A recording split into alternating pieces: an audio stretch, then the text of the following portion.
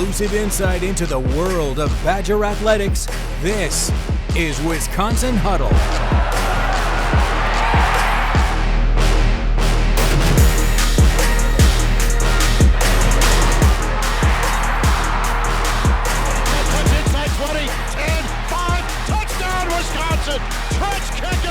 Here's Andrew Banstra. Welcome into the Wisconsin Huddle. I'm Andrew Banstra with WISC TV, live from the WISC studios.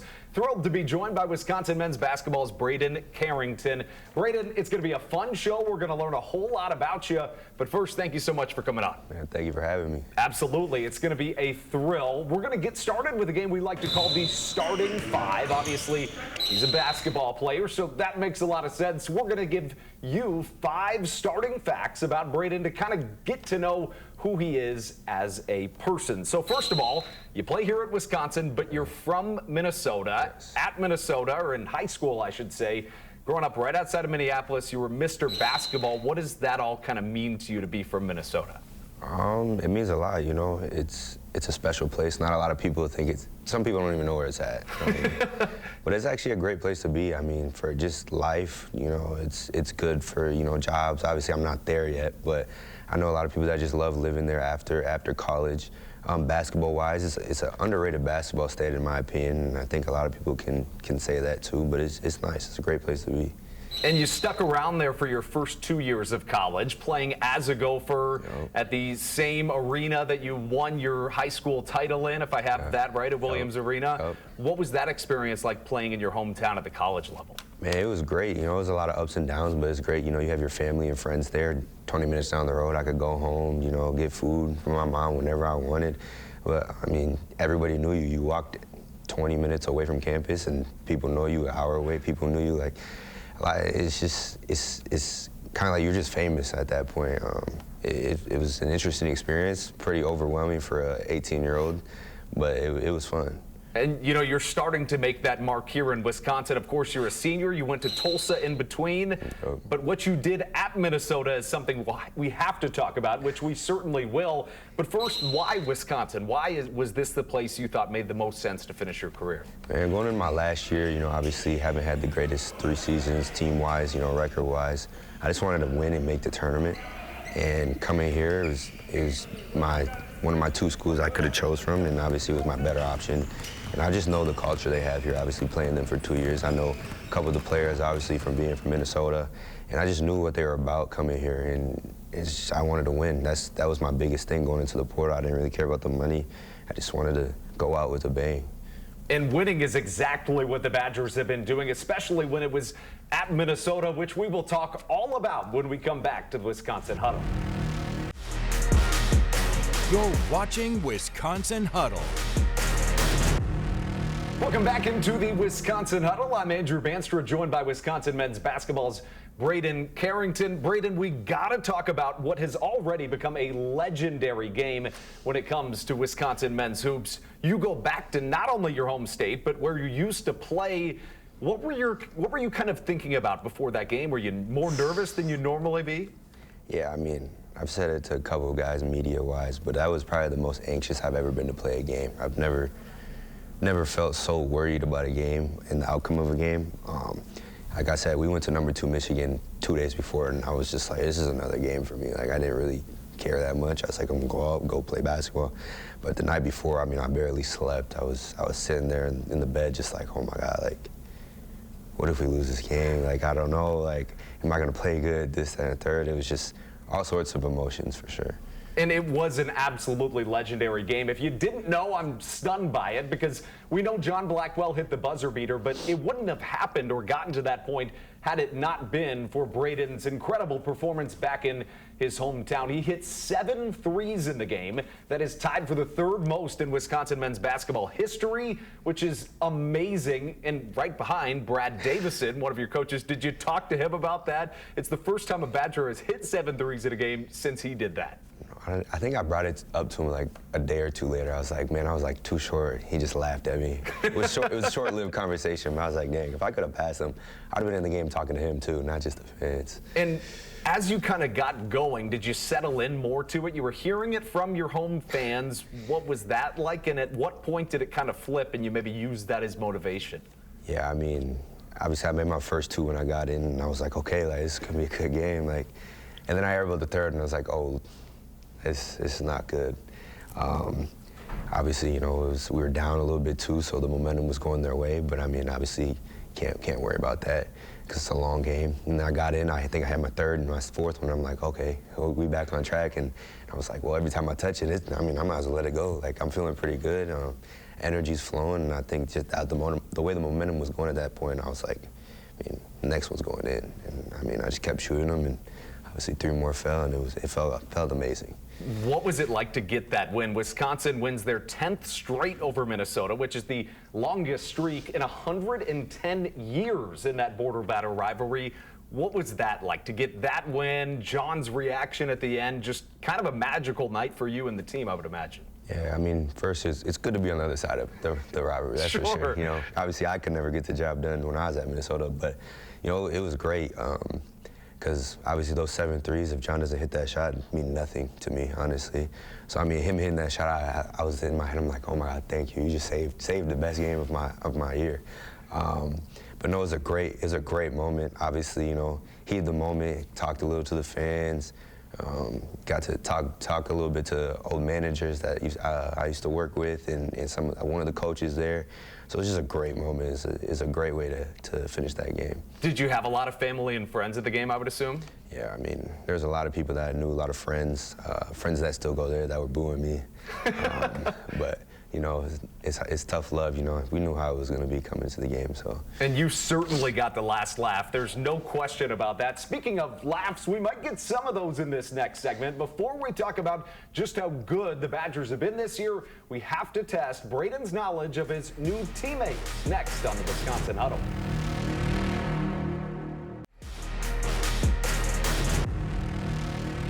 Welcome back into the Wisconsin Huddle right here in the WISC TV studios. I'm Andrew Banstra here with Braeden Carrington from the Wisconsin men's basketball team, and we are going to test just how well you know your teammates via social media with a game we like to call Scroll Patrol. How do you like your chances here? I don't really pay attention too much, so we'll see. We'll see. Fair enough. Well, if you don't know, the way that this game works is I'm going to show Braeden, as you're just about to see on your screen, an Instagram post, but you can't see the picture or who posted it. All you can see is the caption. The first thing we're going to see here is dreams to reality. Pay special attention to the colors of those emojis. Wait, is that mine? No. No? Okay. Green and yellow? Think about maybe like a country flag. Oh, Aussie. Yes, Aussie. Absolutely. So here's the picture. Must have been playing for his Australian national team. So we're 1 for 1. Yeah, we'll give it to you. Yeah, I think we have to give you the point. Yeah, warm up, 1 for 1. We're definitely doing that. I think we get 2 for 2 here, although this one is a little bit tricky. The caption here is, been shooting for the stars for ages. The squad full of shooters, so our aim's dangerous. Now, I gotta tell you, the person who made this, at least I would not have expected him to make this his caption. My hint would be he's somebody that's been on the team for a while, and he's extremely tall. He's extremely tall? What if he's tall? Nolan? Nolan, That's absolutely. his caption? Yes, would you have expected that to have been his caption? No. What's it like playing with a guy like him that can kind of do it, you know, down low? He can do it on defense. He can shoot the 3. I mean, it's great. I play with a lot of good bigs, you know, that can stretch the floor, some that can't really. So, I mean, it's nice, though, that he can do both. I mean, he's good down low, and he can shoot the ball. And obviously, he's really smart. I mean, he knows the system, and he's been doing really well this year. I mean, probably one of our most underappreciated players, I think, this year, for sure. But he's been doing a great job, and it's fun to play with him. And for him and for you and Jack Janicki and all these other guys, that Minnesota game, even more special. I mean, just what an incredible night. All right, this next one I think should be familiar, but the catch here is there is no caption. This is a first in our Scroll Patrol game. Here it is. Maybe look at the song and the comments from your teammates. I just assume that's me, homecoming king. Absolutely. That is. So here's the picture. I mean, not that you haven't seen it. You posted it. But that moment when you kind of get that reaction from your teammates, what's maybe going through your mind? Could you even believe what was going on? Man, that was like a fever dream right there. That specific picture, I remember shooting the ball and I'm like halfway in, and I started walking to the student section because I was like, just how I was feeling. I was like, that one's going in. I screamed at the student section. I saw all my guys behind me jumping, and I was just like, this is like unreal. This is kind of some of those moments that you dream of as a kid. You had the crowd into it, like, you had all the Wisconsin fans there, so they're into it, your team's into it. It was amazing. And the reason that you come to a place like Wisconsin, and I can't imagine what that night was like, but kind of burying the lead here, you're now 3 for 3 in the Scroll Patrol, so let's see if you can go 4 for 4. The caption here is, us, let's dance. My kind of hint would be, he made a really deep run in the NCAA tournament a couple years ago. Oh, okay. That's Nick then. Absolutely. So that was Nick at FAU. Oh. He's having a fantastic year. Scored at least 10 points in every game. His speed, you just watch him with the ball, it's unbelievable. It's crazy. What's it like playing with him? I mean, it's unique. He's a unique guy on and off the court, but I mean, he's a competitor. You're going to get out of him every game. He's going to go out there and he's going to, play as hard as possible. He's never got any quit in him, and he's always amped for games. I mean, I play with some guards that are quick, but I mean, just his downhill speed and to get to the rim and be able to finish over people that are almost like 5-6 inches taller than him, it's amazing, honestly. It's never seen it like that or played with someone like that. And when he does it with the left, sometimes it almost feels like it's tricking the defense. Lefties, I don't know, just watching it, sometimes it just kind of seems like he uses that to his advantage. His speed is absolutely unbelievable. But whether it be Nick or, by the way, 4 for 4, Braeden, all of these guys making massive contributions to a Wisconsin team that is on a roll right now. We'll talk about just that when we come back to the Wisconsin Huddle.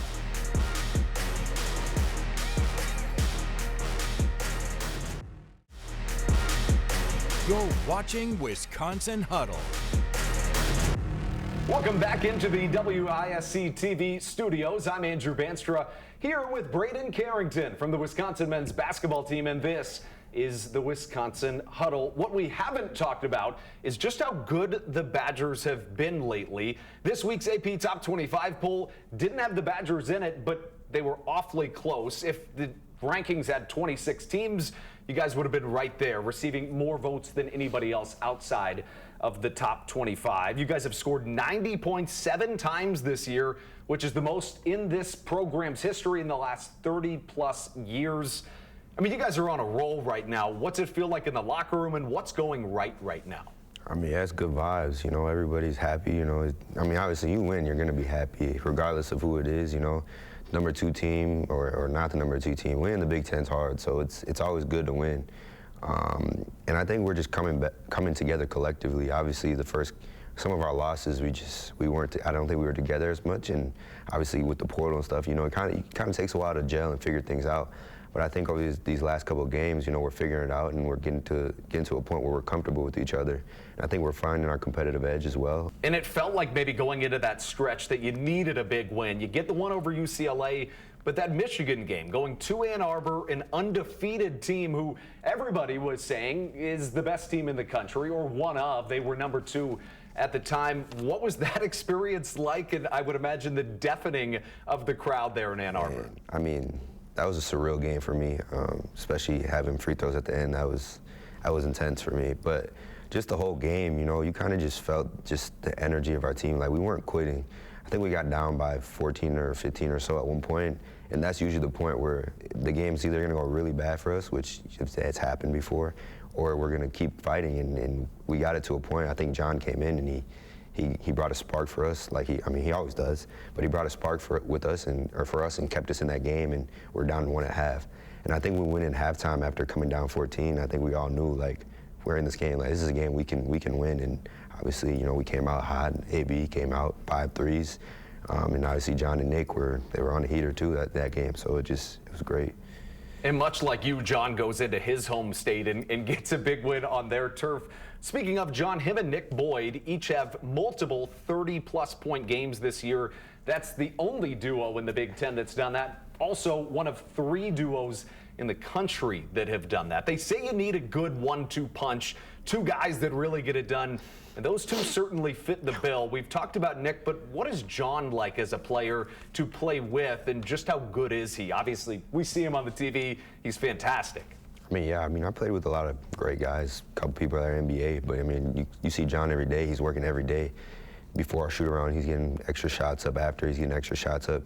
He's got the goal in mind. He wants to go pro, and he's working on that. But he's also a great team leader. He's had to step into a bigger role this year, and I think he's accepted that. I think you can see he really wants to embrace it. Might stress him out at times, but he doesn't let it he doesn't let it faze him. And he's been a great leader to all of us. All the new guys that transferred in, helping us get used to the system, and obviously to the younger guys that we need to contribute. And whether it be John or yourself or Nolan or Nick, you name it, the question is, and we don't ask a ton of really hard questions here on the Wisconsin Huddle, but I've got to ask one, how good can this team be this year? I think we showed in spurts how good we can be. I think early we weren't playing to our full potential. But I fully expect us to have a deep run in the tournament and even make a shot at the Big Ten championship here. If we keep playing how we're playing, I don't see why we can't. And so there's the hard question. When we come back, it's maybe the easiest questions of the day, but I don't know, maybe they're kind of tricky. You'll see what I'm talking about next on the Wisconsin Huddle.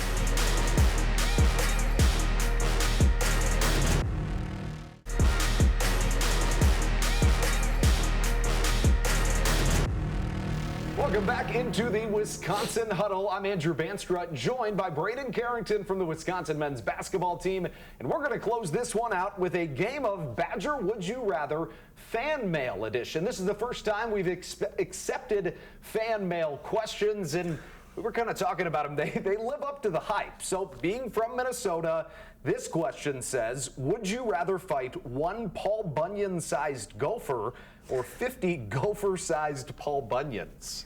If the Gophers don't have axes or anything, I'd probably go with the axes because I don't really know how tall Paul Bunyan actually is. So right. I think I'd be. I'll take the Gophers. Okay, fair enough. We're going to go with the Paul Bunyans, whatever. The 50 gopher-sized Paul Bunyans? Yeah. Okay, fair enough. Well, that's a lot of them, but I think you could take them. This one, and I said these weren't going to be such hard questions, but I don't know. This one's kind of tough, too. Would you rather, and we know how cold it is right now, very cold, would you rather play a game outside in this weather or play in a gym with no fans? Oh, no fans. No fans? No fans. It's got to be that, right? We kind of got that with COVID, so you experience it. It's not the most fun, but playing cold is miserable. Sometimes the cold center gets really cold and your hands are just frozen and you can't feel the ball, so it's yeah. Does that happen during games or more practice? Practice more so than that, because once it fills up, the heat from everybody, it kind of goes away. But it's kind of tough sometimes because obviously the ice is under the court. But no fans for sure. That's an easy one. This last one, also a pretty tough one. Would you rather Bucky narrate your life, so he's following you around, narrating everything you do, or Coach Guard read your text messages to the whole team? I'll take Bucky. Bucky? I don't think I need Coach in my phone. I don't blame you there. But with him on the sideline, you guys have been quite good this year. We're going to certainly be following you the entire way. Before we go, Braeden, thank you so much for coming on. And we always break the Wisconsin Huddle by breaking the huddle. So can you break us down with your favorite way to do that? It's simple. Coach Guard says 1, 2, 3 Badgers. Count us down. 1, 2, 3 Badgers. Here we go. We'll see you next week, Braeden. Thank you so much.